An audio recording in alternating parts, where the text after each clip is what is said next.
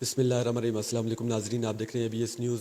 میں ہوں آپ کا میزبان باسط آخر۔ میں اس وقت موجود ہوں خضدار میں۔ ہمارے ساتھ موجود ہے کاشف بلوچ صاحب جو کہ وفاقی محتسب سے ہیں۔ سر بہت شکریہ وقت دینے کے لیے۔ پہلے آپ اپنے ادارے کا اور پھر اپنا تعارف کریں۔ بسم اللہ الرحمن الرحیم جی، بہت بہت شکریہ، تھینک یو سو مچ آپ کے آنے کا۔ میں محمد کاشف بلوچ نام ہے میرا، اور یہاں پر جو میرا عہدہ ہے وہ اسسٹنٹ ایڈوائزر کا ہے۔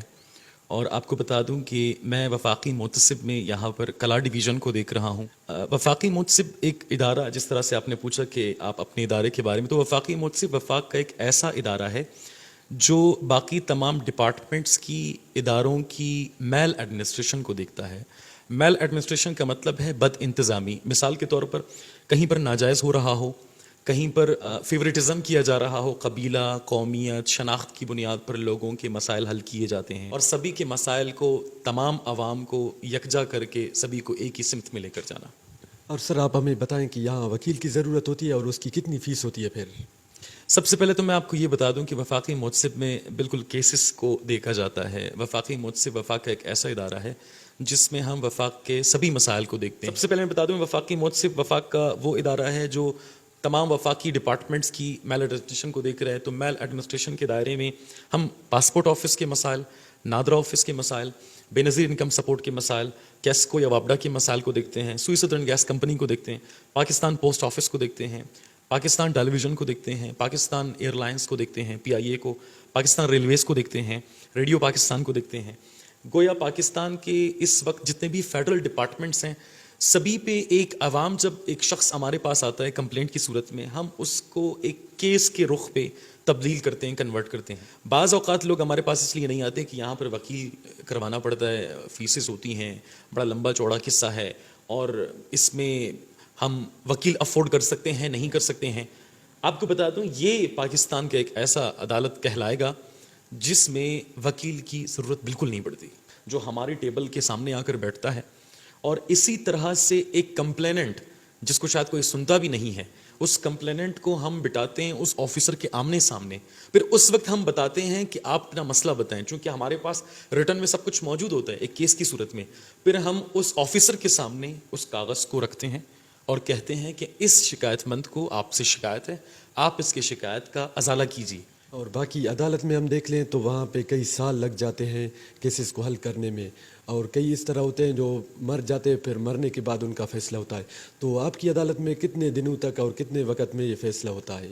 یہ بہت اچھا سوال کیا آپ نے۔ اگر میں آپ کو اس بارے میں کچھ بتاؤں تو یہ بہت امپورٹنٹ ہے۔ جب بھی عدالت کا نام آتا ہے، کیس کا نام آتا ہے، وکیل کا نام آتا ہے، تو لوگ کہتے ہیں کہ ہم تو جا ہی نہیں سکتے، ہمارے تو جوتے گھس جاتے ہیں، ہمارے پاس اتنی طاقت، اتنی سکت نہیں ہے کہ ہم کسی بھی کیس کو لڑ سکیں۔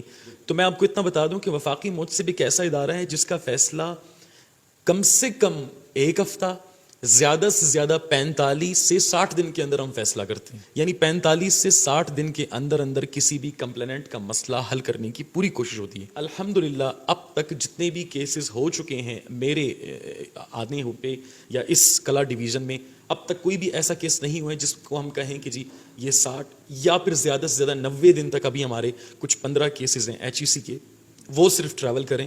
ادروائز الحمدللہ ہمارے سارے کیسز 45 سے پہلے ہی حل ہو جاتے ہیں۔ اور آپ کو ایک اور بھی میں عجیب سی بات بتا دوں کہ وفاقی محتسب کے جتنے بھی کیسز ہوتے ہیں ان کو سینسر کرنے کے لیے ہم جب بیچتے ہیں تو ہمارے محتسب اعلیٰ صاحب اعجاز احمد قریشی صاحب ہیں، اس وقت میں آپ کے کیمرے کی توسط سے دکھا سکوں، یہ ہمارا پورا ایک سٹاف بیٹھا ہوا ہے۔ اعجاز احمد قریشی صاحب کی ٹیبل پر ہم اپنا فیصلہ بیچتے ہیں، اور محتسب اعلیٰ صاحب جو اسلام آباد میں بیٹھے ہیں، محتسب اعلیٰ صاحب اس کیس کو دیکھتے ہیں، خود اس کا مطالعہ کرتے ہیں، اسے پڑھتے ہیں، اور اس کے بعد وہ ہمارے فیصلے کو ری چیک کرتے ہیں۔ اور آپ کو بتا دوں کہ فیصلہ ہو جانے کے بعد یہاں سے ہم ڈپارٹمنٹ کو بھی اور ساتھ میں کمپلیننٹ کو بھی یہ فیصلے کی کاپی دیتے ہیں، تاکہ وہ اگر اس کے بعد کسی بھی عدالت میں جائے تو وہ اسے وہاں پر پیش کر سکے۔ یہاں پہ صرف سرکاری کیسز لائے جاتے ہیں یا غیر سرکاری بھی؟ بتا دوں خضدار کلات سے بہت دور ہے، مستنگ سے بہت دور ہے، لیکن ہمارے پاس خضدار اور مستنگ اور کلات کے بھی کیسز ہیں۔ ہمارے پاس ایسے لوگ ہیں جو اب تک یہاں پر آئے نہیں ہیں لیکن ان کا بھی فیصلہ ہو چکا ہے، ان کو بھی ہم فیصلہ دے چکے ہیں۔ اور آپ کو ایک عجیب سی بات بتا دوں کہ ہم لوگوں کو واٹس ایپ میں بھی ایئرنگ اٹینڈ کرنے کی سہولت دیتے ہیں۔